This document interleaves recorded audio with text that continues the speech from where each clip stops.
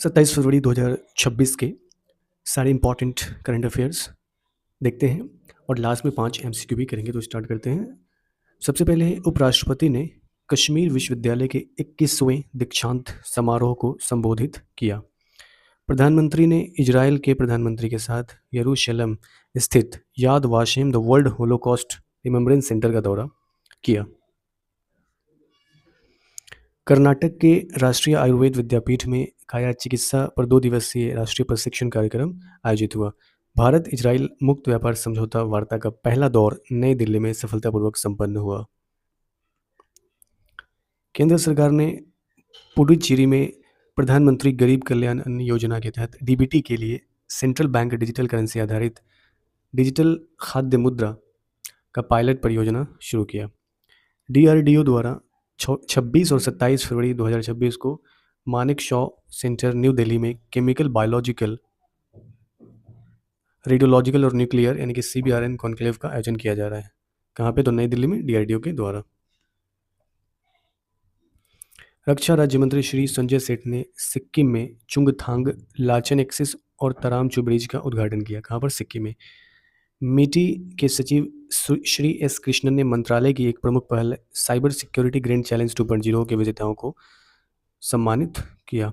विजेता कौन बने? तो Cambrian Skillsda technologies and consultancy services LLP CSTCS। और केंद्रीय अप्रत्यक्ष कर और सीमा शुल्क बोर्ड यानी central board of indirect tax एवं भारत के स्थायी मिशन ने जिनेवा स्थित विश्व व्यापार संगठन में विशेष व्यापार सुविधा सत्रों का आयोजन किया। रसायन और उर्वरक मंत्री श्री JP नड्डा बने हिंदी सलाहकार समिति के अध्यक्ष। रसायन और उर्वरक मंत्रालय में हिंदी सलाहकार समिति का गठन हुआ है और उसके अध्यक्ष बने हैं JP नड्डा। अटल इनोवेशन मिशन ने, जो कि नीति आयोग का है, इसने त्रिपुरा में राज्य के नेतृत्व वाले नवाचार इकोसिस्टम को मजबूत करने के लिए पहला राज्य नवाचार मिशन का शुभारंभ किया। किसने? तो अटल इनोवेशन मिशन ने। कहा? त्रिपुरा में। केंद्रीय युवा कार्यक्रम एवं खेल मंत्री डॉक्टर मनसुख मांडविया ने जम्मू और कश्मीर के गुलमर्ग में आयोजित छठे खेलो इंडिया शीतकालीन खेल के दूसरे चरण के समापन समारोह को संबोधित किया और भविष्य में गुलमर्ग को एक प्रमुख वैश्विक शीतकालीन खेल केंद्र में परिवर्तित करने के लिए केंद्र सरकार की प्रतिबद्धता की पुष्टि की।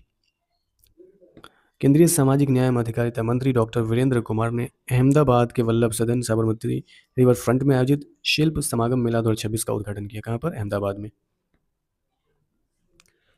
पीलीभीत उत्तर प्रदेश में नमस्ते योजना कार्यक्रम संपन्न।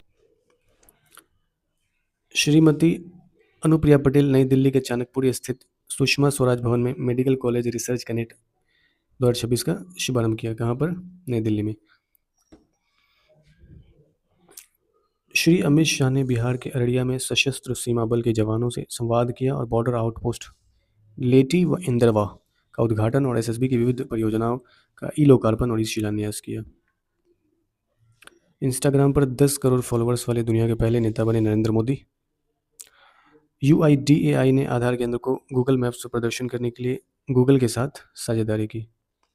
भारत और नेपाल ने वन्यजीव सहयोग बढ़ाने के लिए समझौता किया।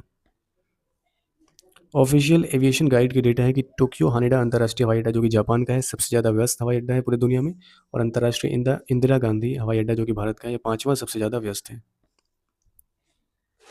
महाराष्ट्र की बेलाग्राम पंचायत को भारत की पहली नेट जीरो पंचायत के रूप में मान्यता मिली है। किसकी? बेलाग्राम पंचायत की। कहाँ की? तो महाराष्ट्र की।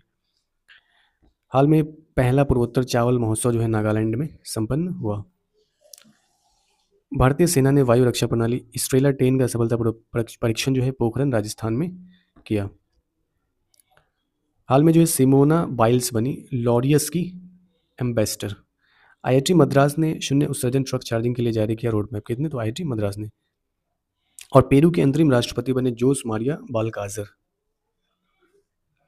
इंडिया जो है पूरी दुनिया में मछली के उत्पादन में दूसरा स्थान रखता है और पूरी दुनिया में जो इसकी हिस्सेदारी है मछली प्रोडक्शन में वो है 8%।